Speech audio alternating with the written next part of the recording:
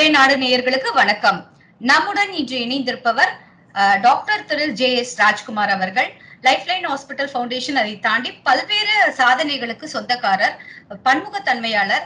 அவர் நம்முடன் இணைந்திருப்பது நமக்கு பெரும் மகிழ்ச்சி. சார் வணக்கம் சார், உங்களை வரவேற்பதில் பெருமிதம் அடைகிறோம். வணக்கம் சிவா. ஒரே நாடு நேயர்கள் அத்தனை பேருக்கும் காலை வணக்கம். சார், ஸ்டார் தொகுதியா இங்க பேசப்படுவது எதுன்னா கோவை தொகுதி தான். கோவை தொகுதியில் பாஜக மாநில தலைவர் அண்ணாமலை நேரடியாக களம் இறங்குறாரு. அதிமுக கோட்டையாக இருந்த கோவை அந்த தொகுதியில இப்ப முதலாக என்டிஏ கூட்டணியில இருந்து அதிமுக விலகிய பிறகு பாஜக தனியாக சந்திக்கும் தேர்தல். இது எப்படி சார் பாக்குறீங்க? கள நிலவரம் எப்படி இருக்கு? மக்களுடைய பல்ஸ் எப்படி இருக்கு சார்? இப்ப நீங்க பாத்தீங்கன்னா, நம்ம யூஸ்வலா காலை லைப்ரரியில இருந்து பேசுவேன். இன்னைக்கு நான் கோவையில ஒரு ஹோட்டல்ல இருந்து உங்ககிட்ட பேசிட்டு இருக்கேன். நேற்று பூரா கோவை சுத்தி பார்த்து அதுல கொஞ்சம் எலெக்ஷன்ல பங்கேற்று பல இடங்களுக்கு போய் என்ன நடக்குதுன்னு பார்த்து திரு அண்ணாமலை அவர்களையும் சந்திச்சு ஒரு PFA போனேன். இப்ப எல்லார்ட்டையும் ஒரு புதிய விஷயம் ஒன்று சொல்ல போறேன். அதாவது PFA, அதாவது பீப்புள் ஃபார் அண்ணாமலை என்கிற ஒரு மக்கள் இயக்கம். இது பாலிடிக்ஸ் இல்லாத, அரசியல் இல்லாத ஒரு தனி மனிதனுக்கு ஆதரவு அளிக்கிற ஒரு அளவுக்கு ஒரு பெரிய இயக்கம் கோயம்புத்தூர்ல வாட்ஸ்அப் வாயிலாக தொடங்கி இப்ப அதுல ஒரு 4-5 நாட்கள்லயே 18,000 தன்னார்வலர்கள். இப்ப பிளீஸ் நோட், இவங்க அதிமுகவோ பாஜகவோ சார்ந்தவர்கள் அல்ல. இவர்கள் எல்லாரும் doctors, lawyers, engineers, business people, இது R self employed, what ever. அதுல பல அரசியல் அதிகாரிகள் கூட அதுல இருக்காங்க. எல்லாம் தன்னார்வலர்கள். அவங்களோட காசை போட்டு ஒவ்வொருத்தரும் 5, 10, 20 பேருக்கு போய் அவங்க இது மாதிரி கேன்வஸ் பண்ணி அண்ணாமலையே சப்போர்ட் பண்ணலாங்கிறாங்க. இது people showing support for a single man. ஒரு தனி மனிதனுடைய, அதாவது single man can be the instrument of change. மாற்றத்துக்கு ஒரு வாயிலாக ஒரு தனி மனிதன் இருக்கலாம் என்று வரலாறு நமக்கு காட்டுது. அது கோவையில நடந்துட்டு இருக்கு. சென்னையில அப்படி நடக்கல. சென்னையில இருந்து கோவை வந்திருக்கு. ஆனா கோவையில நடந்துட்டு இருக்கு. ஒண்ணு. ரெண்டாவது, வேற யாரு நிக்கிறாங்கன்னு கூட நமக்கு கண்ணுல தெரியல. எங்க பார்த்தாலும் pure it's just Annamalai flow. And ஏனென்றால் it's driven by the people. எந்த அளவுக்குன்னா, பல அபார்ட்மெண்ட்ஸுக்கு போய் இது மாதிரி நாங்க இந்த கட்சியில இருந்து வந்திருக்கோம், இந்த கழகத்தை வந்திருக்கோம் சொன்னா அவங்க இவங்களுக்கு கேன்வஸ் பண்றாங்களா? ஒண்ணு பண்ணலாம், நீங்களும் எங்களோட சேர்ந்து அண்ணாமலைக்காக வாங்கல.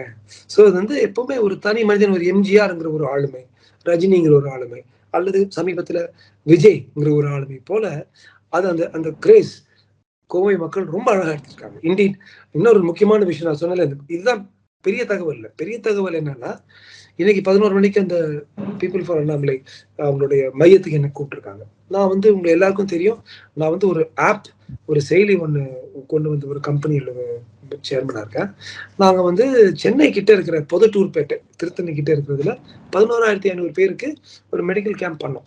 இப்ப இந்த பீப்புள் ஃபார் அண்ணாமலை என்ன சொல்றாங்க, சார் என்ன சார், அதுவே ஒரு பெரிய உலக சாதனையா இருந்துச்சு. அதுக்கு முன்னால 1800 யாரோ பண்ணியிருந்தாங்க. நாங்க 11,500 பேருக்கு போய் உலக சாதனை படிச்சோம். ஆனா ஒரு மத்திய அமைச்சரை நான் கூப்பிட்டேங்கிற ஒரே ஒரு காரணத்துக்காக ஊடகங்களும் சரி, பிரிண்ட் மீடியாவும் சரி, யாரும் அதை பெருசா கண்டுக்கல. ஒரு உலக சாதனை பண்றோம், ஒரு இலவசமா பண்றோம், ஹெல்த் செக்அப் பண்றோம், நம்ம மக்களுக்கு மருத்துவ பரிசு, அதெல்லாம் அதை மீறி இது இன்னும் ஒரு மத்திய கவர்மெண்ட்டுக்கு நான் என்னமோ ஜாலரா போடுற போலங்கிற காரணத்துக்காக கம்ப்ளீட்டா புறக்கணிக்கப்பட்ட ஒரு நிகழ்வு. இப்ப பாருங்க, இப்ப கோவையில் என்ன சொல்றாங்க, ஏன் 11,000? நம்ம திருப்பி உலக சாதனை படைப்போம். 25,000 பேருக்கு முதல் முறையாக இந்த நியூஸ் ரிலீஸே இந்த ஒரே நாள் ப்ரோக்ராம் தான் வருது. ஆனா இது அரசியல் தாண்டி பீப்புள் ஃபார், நாங்க தன்னார்வலர்கள், நாங்க நம்ம மக்களுக்கு பண்றோம். இதுக்கும் பாஜகவுக்கும் சம்மந்தமே இல்லை, இதுக்கும் பாலிடிக்ஸ்க்கும் சம்மந்தமே இல்லை. இது only volunteers for the people in that area. ஆனா எல்லாருக்கும் தெரியும், நீ என்ன வாலண்டியர்னா, நான் பீப்புள் ஃபார் அண்ணாமலை. அப்ப you can see the impact it has. இது போல பல, ஒரு ஐஸ்கிரீம் அங்க போனா சொல்றாங்க, ஒரு தோசை வாங்கி சாப்பிடலான்னு போனா அங்க சொல்றாங்க. எல்லா இடங்கள்லயும் ஒரு மக்களுடைய ஒரு பேரலை, வெறும் அலைன்னு சொல்ல மாட்டேன், ஒரு பேரலை இருக்குதுங்க. Subha, I am finding difficult to ask. நீங்க எலெக்ஷனை பத்தி அண்ணாமலை வரணுங்க. இப்ப அவர் எப்படி மோடி அங்க 350 டெஃபினட்டா நம்ம எடுத்து மோடிஜி ஜெயிப்பாங்கிறது சந்தேகமே இல்லை. அது 350, 370, 400ங்கிறதுக்கு தான் இப்ப பேட்டில். அதே போல இங்க வந்து அண்ணாமலை அவர்கள் கோவையில ஜெயிப்பாருங்கிறதுல கொஞ்சம் கூட சந்தேகம் இல்லை. அவங்க எல்லாரும் என்ன சொல்றாங்க, இது வரைக்கும் கோவை காணாத ஒரு மார்ஜின், ஒரு வித்தியாசத்தோட அவர் ஜெயிக்க வைக்கணும். அது மட்டும் இல்ல, இன்னைக்கு இந்த பீப்புள் ஃபார் அண்ணாமலைங்கிறவங்க நான் வந்து பலருடைய தொலைபேசியில பார்த்தேங்க, கைபேசியில. இங்கிலாந்துல, அமெரிக்கால, சிங்கப்பூர்ல, ஜப்பான்ல, ஆஸ்திரேலியால அவங்க கேக்குறாங்க, நாங்க இது வந்து ஒரு பிரான்ச் மாதிரி, நாங்க கிளை மாதிரி இங்க தொடங்கலாமா? அந்த அளவுக்கு வந்து இப்ப நம்ம யோசிச்சு பார்க்கணும். இந்த தேர்தல் களத்துல நம்ம யோசிச்சு பார்க்கணும். ஆஃப்டர் ஆல் இவர் என்ன பண்ணாரு? ஒரு ஒரு குறிப்பிட்ட ஒரு கழகம் வாரிசு அரசியலோட பல ஊழல்கள் பல பல வருடங்கள் பண்ணிட்டு இருக்கு. அதை வந்து அதை பாயிண்ட் அவுட் பண்ணாரு. அது வந்து எடுத்து அதை பத்தி பேசினாரு. இப்ப நான் கூட கொஞ்சம் பேசினாலும், சார் நீங்க தைரியமா பேசுறீங்க சார், எல்லாரும் சொல்றாங்க. அந்த தைரியத்துக்காக மக்கள் கொடுத்த இந்த பரிசு, இந்த ஆதரவு. ஒரு தனி மனிதன் ஒரு ஒரு கழகத்துக்கோ, ஒரு கட்சிக்கோ, ஒரு ஒரு சமுதாயத்து ஒரு ஒரு பாதிக்கோ அதை எதிர்த்து நின்று தர்மத்தின் பெயர்ல போராட முடியும்னு அவர் சொன்னது ஒரு சினிமாவில் நம்ம பாக்குற மாதிரி இப்ப கோவையில பார்த்துட்டு இருக்கோம். So Kovai is a complete one man show and it's a sweepங்கிறது தான் என்னுடைய கருத்து. அந்த ஸ்வீப் வந்துட்டு அப்புறம் இதை போடலாம். அதுல வந்து கட்டாயமாக ஒரு ஒரு பெரிய பெரிய பகுதி பாஜகவுடைய பார்ட்டி ஒர்க்கர்ஸோட, கட்சியினரோட, பிளைன் மக்கள் வெளியில வந்து எனக்கு அரசியல் வேணாம் சார், இது மாதிரி நல்ல ஆட்களுக்காக நாங்க வரோம் சொன்னதுனாலதான் ஜெயிப்பாரே தவிர, நான் வந்து இவ்வளவு பூத்துல இவ்வளவு பேர் போட்டிருக்காங்க, அவங்க இப்படி போய் சொல்லிட்டு இருக்காங்க, அது கண்ணு பட மாட்டேங்குது. அவங்களுக்கு எதிர்த்து நான் ஒன்றும் சொல்லல, ஆனா கண்ணில் படுறது எல்லாமே இந்த தன்னார்வலர்கள் தான். ஸோ இது வந்து ஒரு வித்தியாசமான ஒரு ஒரு தொகுதி, மக்களால் ஜெயிக்கப்பட்ட தொகுதி. நீங்க பாத்தீங்கன்னா வருங்காலத்துல ஏன் இதை நாமும் செய்ய முடியாதுன்னு எப்ப மக்கள் எடுத்து இந்த அவங்களுடைய சக்தியை கையாளுறாங்களோ அன்னைக்குதான் ஜனநாயகம் தலை தூக்கி நடக்கும். Okay sir.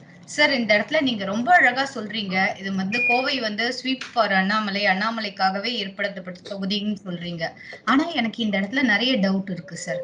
திமுகவினுடைய வேட்பாளர் வந்து ஆல்ரெடி அங்க 2 வருடம் மேயராக இருந்திருக்காரு. அப்புறம் அதிமுக கோட்டை, ஏன்னா இந்த கோவை தொகுதியில இருக்கிற 6 குட்டி குட்டி தொகுதியிலேயே பாத்தீங்கன்னா கோவை சவுத் மட்டும் தான் தற்போது பாஜக வசம் இருக்கு. பாக்கி 5 தொகுதியுமே ஏஐடிஎம்கே வசம் தான் இருக்கு. அதுலயும் குறிப்பாக சிங்காநல்லூர்ல சிங்கை கோவிந்தராஜ் அப்படிங்கிறவருடைய 91 இருந்து 96 இந்த எம்எல்ஏவினுடைய வாரிசு அவர் வந்து களம் இறங்குறாரு. சோ அப்படி இருக்கும்போது மக்களுக்கு வந்து ஆல்ரெடி இங்க ஏஐடிஎம்கே ஒரு ஸ்ட்ராங்கான பேஸ் இருக்கும்போது எப்படி சார் இதை வந்து அவர் பீப்புள் ட்ரிவன் ஃபோர்ஸ்னு நீங்க பீப்புள் ஃபார் அண்ணாமலைன்னு சொல்றீங்க, ஆனாலும் மக்கள் அவர்கள் மேல் இருக்கும் அந்த நம்பிக்கையை தாண்டி அண்ணாமலை நோக்கி வருவதற்கான காரணம் என்ன? எப்படி வரணும்னு நீங்க எதிர்பார்க்கறீங்க? ஏன் வரணும் எதிர்பார்க்கறீங்க? ஏன் வரணும்னா மக்களோட சக்தியோடைய ஒரு பிரதிபலிப்பு. இது ரெண்டாவது விஷயம் நான் சொல்றேன். இதுக்கு முன்னால சிங்கையோட வெற்றி எல்லாம் பாத்தீங்கன்னா அப்ப மக்களுடைய ஓட்டிங் பர்சன்டேஜ் வந்து 68% இருந்து 70% தான், அதுக்கு மேல போனதே இல்லை. ஆனா நீங்க பாத்தீங்கன்னா அந்த பாக்கி இருக்கிற 20-30% அந்த வாக்காளர்கள், இது வரைக்கும் வாக்களிக்காத, நம்ம வேலையை பார்த்துட்டு போகலாம், நம்ம ஐடி கம்பெனிக்கு போகலாம், நம்ம ஃபேக்டரிக்கு போகலாம் நினைச்ச அந்த வாக்காளர்கள் இப்ப வந்து வெளியில வந்து ஒரு குறிப்பிட்ட வேட்பாளருக்கு ஆதரவு அளிக்கிறாங்க. நான் நினைக்கிறேன் இந்த முறை கோவை தொகுதியில தான் இந்த ஓட்டர் பர்சன்டேஜ்ங்கிறது இந்த 60-70 எல்லாம் இல்லாம 90, 85, 95 அரசு சொல்லுது we want 100% voter turnout. இப்ப என் நண்பர் இன்னொரு ஒரு முக்கியமான செய்தி சொல்றாரு. நேத்து நாங்க வந்து ஒரு இடத்துல இருந்தோம், அங்க ஒரு 30-40 நிமிடம் அவர் பேசினாரு. அப்ப ஒரு முறை கூட நீங்க வந்து பாஜகவுக்கு வாக்களிங்கன்னு சொல்லல. பாஜக ஒரு பிளாக் இல்ல. அவர் வந்து தன்னார்வலர்கிட்ட பேசும்போது நீங்க தயவு செய்து போய் ஒவ்வொருத்தரும் 100 பேரை ஓட்டு போட வைங்கன்னு சொன்னார். ஒவ்வொருத்தரும் 100 பேர், 18,000 தன்னார்வலர்கள், ஒவ்வொருத்தரும் 100 50 பேர் ஓட்டு போட வச்சாங்கனாலே 9 லட்சம் ஸ்வீப். யாருக்கு 4-5 லட்சம் கிடைச்சதாலும் அவங்க ஸ்வீப். அப்படி பார்க்கணும். ரெண்டாவது, இந்த முறை நான் வந்து ஒரு 7-8 பேர்கிட்ட பர்சனலா பேசும்போது நீங்க போட்டு போடுவீங்கன்னா முன்னால நாங்க ஓட்டே போட மாட்டோம், அதை யாருமே இதுக்கு முன்னால ஓட்டு போடாது, அவங்க பேசுறவங்க இதுக்கு முன்னால ஓட்டு போடாது, அரசியல் இது வரைக்கும் பேசுவோம் ஆனா கலந்திருக்க மாட்டோம். அதாவது ஒரு பெரிய திருப்பு முனைன்னு நான் நினைக்கிறேன். ரெண்டாவது, இப்ப சூலூர் சிங்கனர்ல கூட ஓட்டு போடாது 30-40%. அவங்க வந்து வெளியில வந்து நான் தன்னார்வலர், நான் சண்டை போடன்னு சொல்ல மாட்டாங்க பல காரணங்களுக்காக. ஆனா அவங்க வந்து வாக்களிக்கும் போது அவங்களுக்கும் தெரியும் எது தர்மம் எது அதர்மம். அந்த தர்மம் ஜெயிக்கணும். எங்க ஒவ்வொரு போலீஸ் ஸ்டேஷன்ல போனாலும் தர்மம் ஜெயிக்கும், வாய்மை வெல்லும், சத்தியமே விஜயதேன்னு சொல்றோம். அந்த வாய்மை வெல்லுவதற்கு ஒரு வாய்ப்பு கொடுக்கணும் வாய்மைக்கு. அந்த வாய்ப்பு தான் இந்த கோவை தேர்தல். சூலூர் அண்ட் சிங்கநல்லூர் ஓரளவுக்கு நீங்க கரெக்டா சொல்ல போல 6 தொகுதியில இந்த 2 தொகுதி அவருக்கு கொஞ்சம் எதிர்ப்பு இருக்கு. கோயம்புத்தூர் நார்த், கோயம்புத்தூர் சவுத் அவருக்கு இதுவா இருக்கு. கோவையை பொறுத்த வரைக்கும் இந்த கவுண்டபாளையம் ஒரு இடம் இருக்கு. கவுண்டபாளையம் தான் எல்லா தொகுதிகளிலும் சட்டமன்ற தொகுதியும் ரொம்ப பெரிய தொகுதி.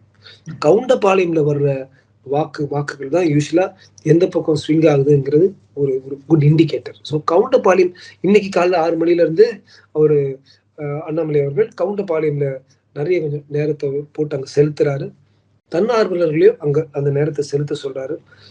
நார்த், சவுத் அண்ட் கவுண்டபாளையம் இந்த 3 தொகுதிகளும் ஒரு மனிதனுக்கு வந்தா திமுக, அதிமுக, நான் தமிழன், சூலூர், சிங்கனூர்ல அந்த ஸ்பிளிட் ஆனால் கூட ஒரு சிக்னிபிகன்ட் பெரிய ஒரு பெரும்பான்மையோட அவர் ஜெயிப்பாருங்கிறது என்னுடைய கருத்து. அதாவது எல்லாமே இப்ப ஒரு கருத்து கணிப்பு பார்த்தேன், நிறைய கருத்து கணிப்பு பார்த்தேன். 5000 பேர், 1000 பேர், நானே இப்ப 10-100 பேருக்கு பேசுறோம். எப்படிங்க பல லட்சம் பேருக்கு அது ஒரு பிரதிநிதியா இருக்க முடியும்? ஆனா ஒரு மக்கள் பேரலை, ஒரு ஸ்வீட் நடக்கும்போது பிளிப் ஃபிளாப் பாலிடிக்ஸ்ன்னு சொல்லுவாங்க. அதாவது ஒரு துருவம் இன்னொரு துருவத்துக்கு தாய்வது, இது தாவி போகுது. இது தமிழ்நாட்டு அரசியல் வரலாறு இது மாதிரிதான். இந்த அரசியல் மனப்பான்மை வரலாறு, மக்கள் வாக்களிப்பு மனப்பான்மை, பிளிப் ஃபிளாப், துருவம்ல இருந்து துருவம். அந்த துருவம் ஒரு துருவத்திலிருந்து ஒரு துருவமுக்கு தாவும் பொழுது நிச்சயமாக திரு அண்ணாமலை ஒரு பெரிய பெரும்பான்மையில வருவாருங்கிறது அந்த ஃபீல்ல நான் சொல்றேன், அந்த ஃபீலிங்ல நான் சொல்றேன்.